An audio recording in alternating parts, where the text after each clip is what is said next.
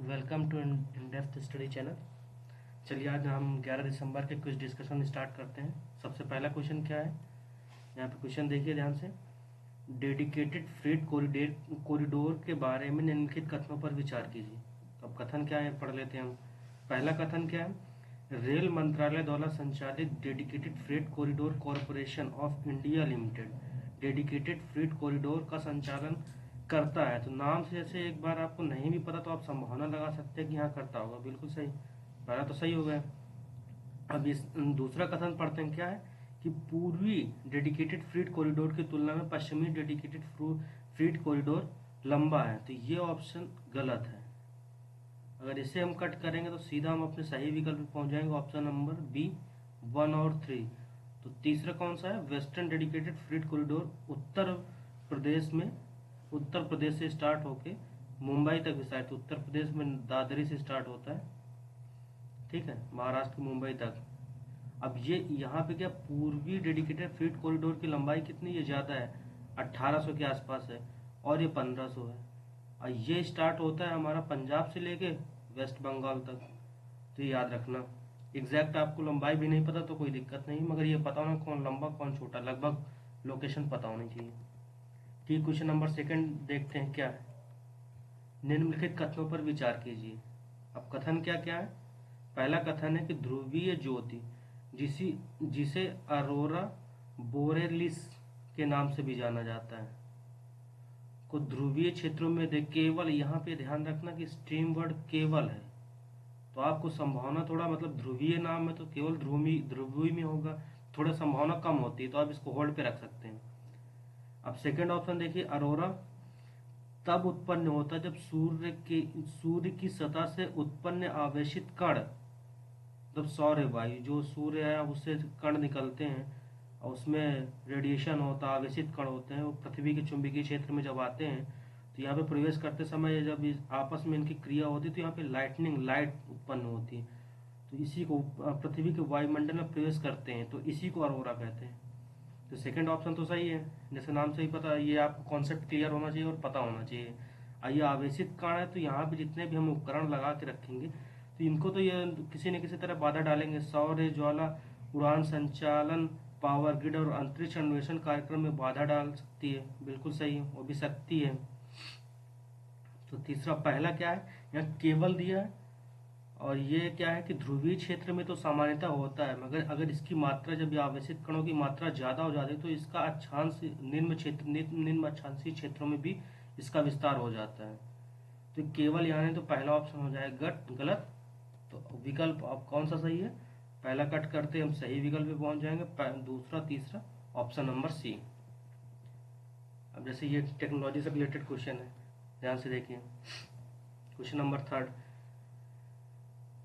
इसमें क्या, near field communication तकनीक का उपयोग निम्नलिखित में से किस अनुप्रयोग में किया जाता है। तो मेट्रो ट्रेन तो आपको पता है, जो मेट्रो कार्ड होता है, इसमें क्या होता है कि आपके RFID या इसमें कुछ आइडेंटिफिकेशन के लिए कार्ड में रखते हैं, और स्टेबल एक जगह कुछ करके उसमें भी आइडेंटिफिकेशन के लिए पास रखते हैं। जब आप इस कार्ड को उसके पास लेके जाते हैं कुछ सेंटीमीटर, जैसे 4 सेंटीमीटर के आसपास, तो ये कैच कर लेता है कि हाँ इसमें ये इसकी जानकारी को स्टोर कर लेता है और उसी हिसाब से वर्किंग कर देता है। तो ये तो मेट्रो ट्रेन कार्ड बिल्कुल इसी आधारित काम करता है, नियर फील्ड कम्युनिकेशन। दूसरा क्या है, हेल्थ केयर वर्कर्स, बिल्कुल सही। संपर्क रहित कार्ड भुगतान, अब ये हम लोग दूर से ही ऐसे स्वैप कर देते, तो संपर्क रहित कार्ड भुगतान, बिल्कुल सही। दूसरा, हवाई अड्डों के सामान की पहचान करने के लिए, बिल्कुल सही। तो इसका कौन सा विकल्प सही है, डी ऑप्शन, चारों सही है। अब यहाँ पे ध्यान से क्वेश्चन पढ़िएगा आप। इसमें निम्नलिखित किस जलीय निकाय का सबसे पहले सूर्योदय दिखाई देता है। तो आप ये पता होगा कि सूर्य सबसे पहले कहाँ दिखाई देता है, पूर्वी तरफ दिखाई देता है, फिर वो पश्चिम में आएगा। तो यहाँ पहले सूर्योदय होगा या सूर्य पहले दिखाई देगा, पश्चिम में बाद में। तो आपको पता भी नहीं है, आप सोचेंगे इतना फैक्चुअल क्वेश्चन कैसे दिया, मगर इसमें कॉन्सेप्ट है कि आप इसमें सबसे पहले पता करिए कि सबसे पूर्वी तरफ कौन है, कौन सा है। तो आप इस लोकेशन के आधार पर आइडेंटिफाई करेंगे तो सबसे पूर्वी तरफ कौन सा होगा, कैस्पियन सागर, ठीक है। तो ऑप्शन नंबर सी इसका सही है।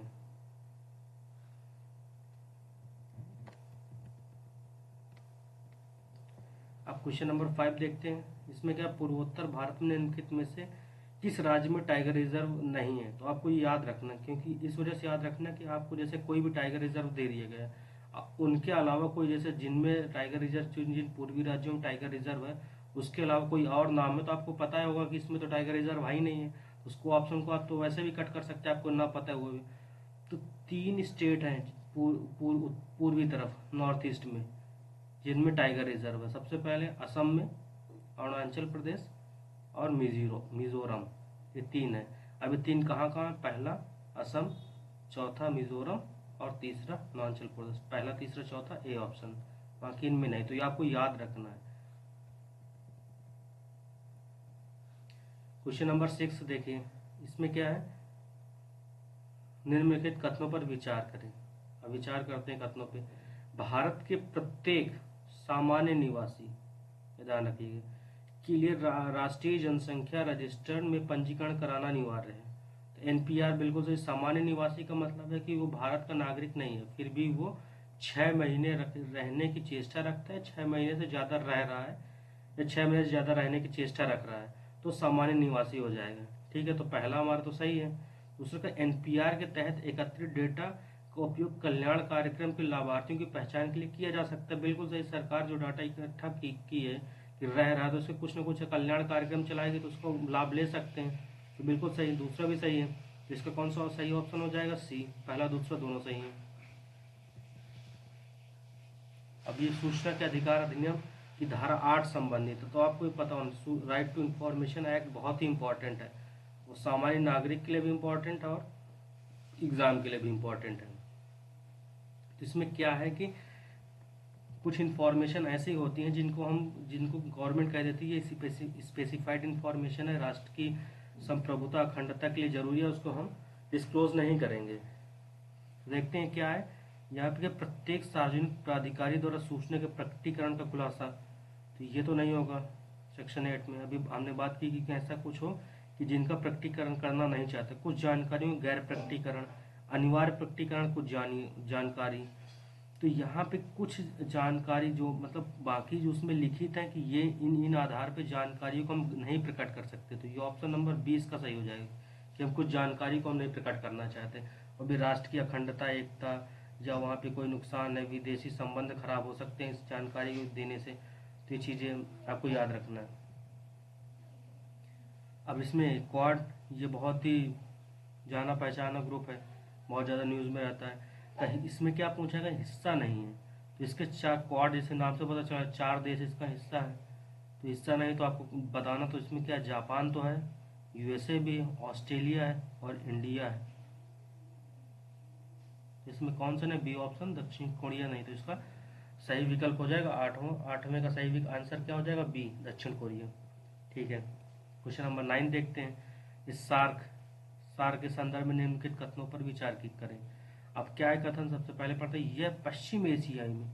अब आपको पता है कि सार्क जो है यहाँ पे नाम से जैसे दक्षिण एशियाई लिखा हुआ है, आपको नहीं भी पता तो आपको ये तो पता होना चाहिए, यहाँ पे दक्षिण एशिया लिखा है, यहाँ पे पश्चिम एशिया है, तो इसमें कंट्रोडिक्शन है। तो यहाँ पे ये अगर क्षेत्रीय संगठन दक्षिण एशिया का, तो पश्चिम एशिया कैसे हो जाएगा? तो पहला ऑप्शन जैसे ही आप कट करेंगे तो आप सही विकल्प में पहुँच जाएंगे, बी ऑप्शन।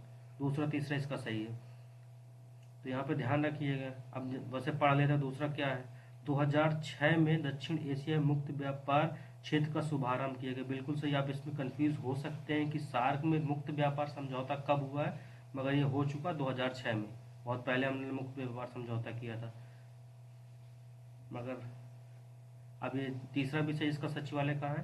काठमांडू, नेपाल में। सबसे पहले मीटिंग कहाँ हुई थी? ढाका में हुई थी।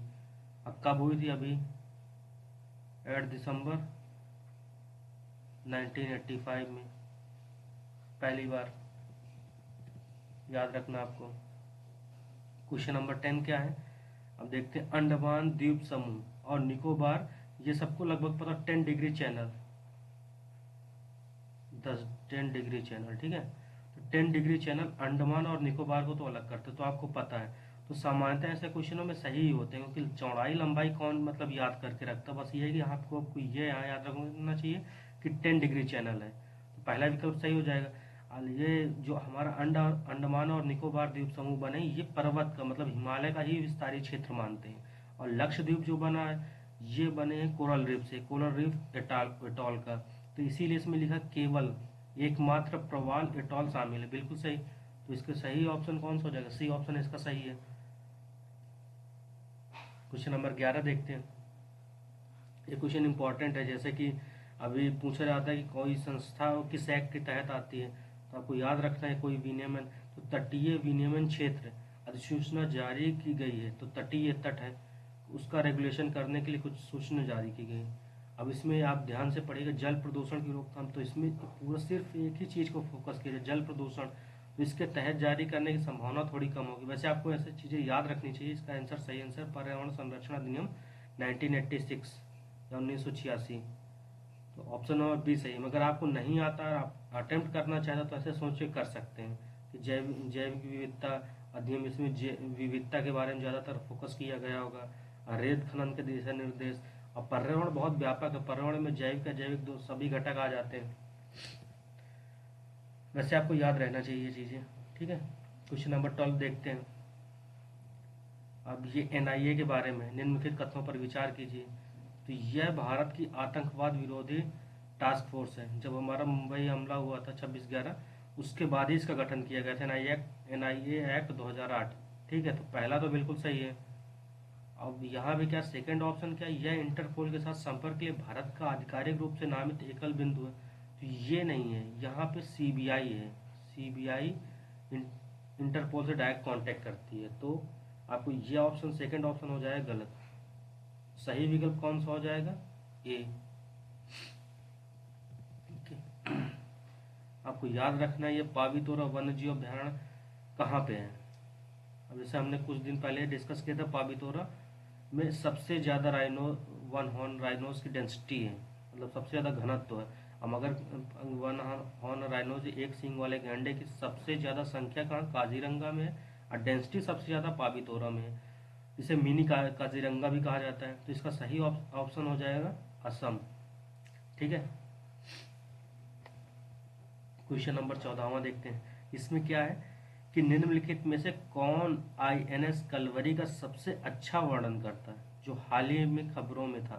तो अभी ये इस वजह न्यूज में, क्योंकि 8 दिसंबर को INS कलवरी के नाम से, INS कलवरी के उपलक्ष्य में यहाँ पे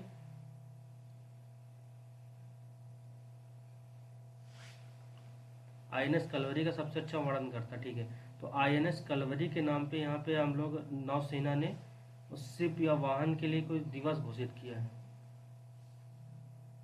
तो उसी का है। तो ये इसमें क्या वैसे जानकारी, ये तो 1996 के आसपास इसको डिकमीशन कर दिया गया। 1967 में रशिया से हमने लिया था, और 1996 के आसपास इसे डिसकमीशन कर दिया था। मगर अभी हम फ्रांस से मिलके मजगाव इंटरनेशनल, और हम लोग फ्रांस से मिलकर दोनों, ये भी इलेक्ट्रिफाइड, मतलब यहाँ पे INS कलवरी क्लास के 6 मतलब सबमरीन्स को बनाने की बात है। सबमरीन डे है, 8 दिसंबर को हमने सबमरीन डे घोषित किया है। तो छः इस क्लास के सबमरीन बनाने की बात की है। तो 6 में एक सबमरीन जो है INS कलवरी, उसका नाम दिया है। तो ये क्या है? ये है पर ये डीजल ऊर्जा हमला पनडुब्बी, ठीक है। पहला ऑप्शन इसका सही है, ए। क्वेश्चन नंबर 5,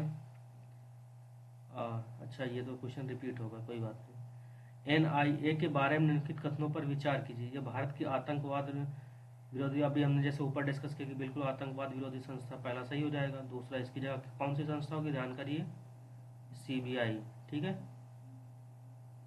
तो ये सेकंड गलत हो जाएगा, तो इसका सही विकल्प कौन सा हो जाएगा? A option. Thank you very much.